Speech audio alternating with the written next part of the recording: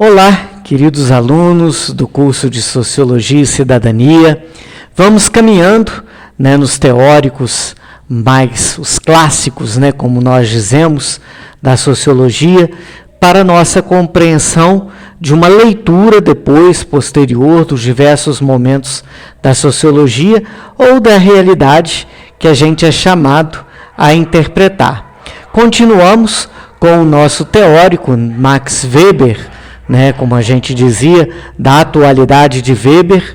Peço desculpas se a gente tem alguns ruídos extras aqui, no meu local de trabalho, mas a gente vai tentando traduzir e trazer para vocês as aulas da melhor qualidade possível diante das condições que a gente possui. Ficaram dois temas principais para a gente tratar sobre Max Weber. E aí é importante a gente lembrar que é os tipos de dominação e a questão da sociologia da religião, sobretudo a partir da sua obra A Ética Protestante e o Espírito do Capitalismo. Pois bem, quando Weber fala dos tipos de ação, um método tipológico de compreender a realidade, a gente viu a tipologia como as ideias que nós organizamos na nossa mente, e aí nós falamos sim em Weber de uma possibilidade de compreensão da realidade, nós trabalhamos esses tipos de dominação também no estudo que Weber faz sobre a questão do poder, a partir de algumas perguntas que nós mesmos nos fazemos. Por que um determinado indivíduo ou um conjunto de indivíduos detém a capacidade de dirigir a sociedade? E por que também ao Estado é dado o direito de estabelecer e aplicar as leis e controlar os meios de controle social? Weber parte, então, da ideia do Estado ou alguém detém a capacidade de dominar a sociedade porque são reconhecidos como legítimos pelos indivíduos. Daí que nós falamos de uma dominação legítima. E Weber traz a tipologia da dominação legítima. Desde a dominação tradicional, que refere-se à autoridade pessoal do governante, investida por força do costume. Então, por exemplo, um exemplo de sociedade tradicional, um rei numa monarquia, um cacique numa comunidade indígena, um líder de um clã que tem autoridade pessoal investida por força do costume. A dominação carismática já é baseada no carisma, ou seja, na capacidade excepcional de liderança de alguém. Então, existem de tempos em tempos a figura dos carismáticos que detêm o poder. Um exemplo de líder carismático, um exemplo negativo, podemos dizer, a figura do Hitler, que era um líder carismático. A figura, por exemplo, de um Dalai Lama, de um Gandhi, do Papa Francisco, o Papa atual, são figuras realmente carismáticas, que detêm um carisma, para além da simples autoridade legal que eles possuem. E, para além dos dois tipos de dominação, a dominação racional legal, que é baseada no direito que se liga a aspectos racionais e técnicos de administração. Então, por exemplo, vocês como engenheiros ambientais, vocês vão trabalhar numa empresa ou trabalhar num consórcio ambiental, num órgão público, enfim. Vocês vão atuar e vão necessitar da autoridade para atuar, mas uma autoridade que lhes é conferida não pela tradição, não pelo carisma, mas pelo conhecimento científico de vocês. Então, seria o tipo da dominação racional legal. Ora, as formas típicas de dominação. No modelo tradicional, nós temos o patrimonialismo. No caso do Brasil, aí nós temos todo um estudo de sociólogos, a gente vai tratar possivelmente disso posteriormente, com Sérgio Buarque de Holanda, por exemplo, quando ele fala do brasileiro como um homem cordial, ou mesmo Raimundo Faoro, que fala que o Brasil é um Estado patrimonialista. Por quê? Porque é próprio do costume do poder exercido nos municípios brasileiros, em diversas instituições, a ideia de que o bem público ele é patrimônio da pessoa que governa. Então, os velhos coronéis da política brasileira, eles mandam e desmandam nos cargos públicos, mandavam e continuam mandando ou tentando mandar, a partir da dominação patrimonialística, né, de fazer com que os órgãos públicos estejam à sua função. A carismática é a partir do carisma, como a gente disse, né? São pessoas que arrastam os outros a partir mesmo do seu testemunho, do seu carisma, do seu jeito de ser. E a racional legal a partir da burocracia. É interessante, meus queridos, a gente notar que, para Weber, a burocracia não é um elemento negativo. Ao contrário, Weber vê a burocracia como algo positivo, como algo importante para a manutenção do próprio sistema. Burocracia, kratos, vem de poder, e birô vem de escritório, da mesa do escritório. Ou seja, o que deve determinar se uma pessoa vai ou não receber um emprego, determinado emprego na prefeitura, é o concurso público, em que ela vai demonstrar, né, positivamente, objetivamente, que ela fez jus, né, a esse cargo que ela vai fazer. No caso do patrimonialismo, aí existe o culto à personalidade, a não distinção entre o público e o privado, os compromissos de fidelidade e honra, o nepotismo ou compadrio, as relações sociais de poder são relações familiares, né, e aí o exemplo é o coronelismo político, né, e a frase do Faoro, que diz que o Brasil é um estado patrimonial. O carisma já é um elemento que surge no momento de uma ruptura, geralmente utilizado na subversão ou na abolição de um regime tradicional legal. Nem todas as revoluções são carismáticas e nem todos os domínios carismáticos são revolucionários. Diante do carisma, às vezes surge o fanatismo dos seguidores, né, as relações sociais quase que religiosas. Então, podemos citar, né, no caso, né, o peronismo na Argentina, né, nesses casos, e há, no caso do carisma, a dificuldade na sucessão, não há continuidade. Então, temos exemplos, né, vários exemplos que a gente pode citar, de líderes carismáticos. A burocracia já é regida por um caráter estatutário. Todos devem basear seu comportamento em estatutos e normas. A racionalidade técnica é outro elemento próprio, né, do governo burocrático.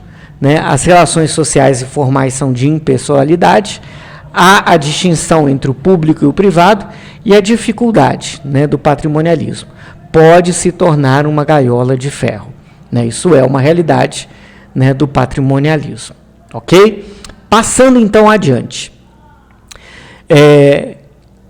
Dentro da questão da sociologia da religião, que é outro assunto que nós vamos tratar, Weber questiona a questão da religião e do capitalismo, a partir da seguinte pergunta: por que no Ocidente havia coincidência entre as áreas de expansão do protestantismo puritano e as áreas onde prosperava o capitalismo industrial?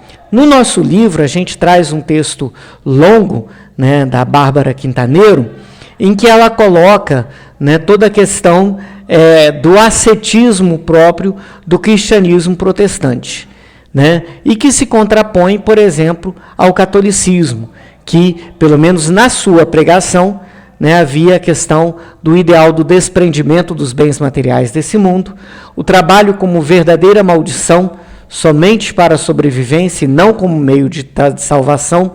É interessante, né, na aula presencial a gente faz o paralelo, né, do tripalium, vocês podem pesquisar isso, né, o tripalium era um instrumento de tortura medieval. A palavra trabalho que nós utilizamos para a labuta nossa cotidiana, ela vem do tripalho. Então, você falar que vai trabalhar é como se fosse algo sofrível. É da nossa cultura, herdada do catolicismo, por exemplo, a questão da segunda-feira ser considerada o pior dia da semana. Sexta-feira, sextou, beleza, né? Então, o melhor dia da semana. E que colocava a contemplação como elemento fundamental. né? E aí tudo aquilo que aparece no texto, que nós colocamos como a ideia, né, do ideal monacal, monástico, de separação do mundo pela contemplação. Né? No protestantismo, a vocação já é sinônimo de profissão. A realização de uma vocação se dá por meio do trabalho. E aí, ao lado do protestantismo calvinista, havia a renúncia de todos os prazeres, do desperdício do tempo e da ociosidade. A valorização positiva do trabalho e da riqueza criada pelo trabalho. E o reinvestimento da riqueza, assegurar o lugar de eleito, de salvo. E aí toda a questão que havia da predestinação, que era, né, um ideal, sobretudo dos puritanos, que a gente pode citar aqui, deixando de lado os quáqueros e os luteranos, mas a questão de que aqueles que são salvos são os predestinados por Deus. Isso é a teoria calvinista da predestinação, que está fundada no texto de Efésios 5, na Bíblia, né, de que Deus salvou aqueles que predestinou. Ótimo. Mas essa ideia se dava num contexto em que as pessoas se questionavam, mas se eu que deixo tudo para servir a Deus, será que eu vou ser salvo? E um dos sinais que se tinha da salvação era já o bem-estar, né, o sucesso já nesse momento. E aí vem o casamento entre aquilo que é a ética protestante, é entendida como ética da salvação no calvinismo, que buscava o ascetismo, e o espírito do capitalismo, que buscava, né, uma racionalidade, uma busca, né, de otimizar a questão do lucro e a valorização da profissão. E aí nós temos como elementos fundamentais desse campo a ideia da disciplina, da parcimônia, da discrição e a ideia até da poupança, né? Do poupar para poder ter mais. Né? Isso gerou toda uma nova racionalidade. Essa racionalidade é o espírito do capitalismo, que é marca da cultura ocidental. Né? Toda a questão do impulso para o ganho, o planejamento para, né, se alcançar o ganho, né, são elementos próprios do capitalismo, como a gente vê toda essa ideia, né, de um ordenamento, né, racional para o lucro, para se pensar numa lucratividade. Né? E mais, né, uma racionalidade, né, do espírito do capitalismo, um conjunto de convicções e valores defendidos pelos primeiros mercadores e industriais capitalistas. Para Weber, as atitudes envolvidas no espírito do capitalismo tinham sua origem na doutrina protestante.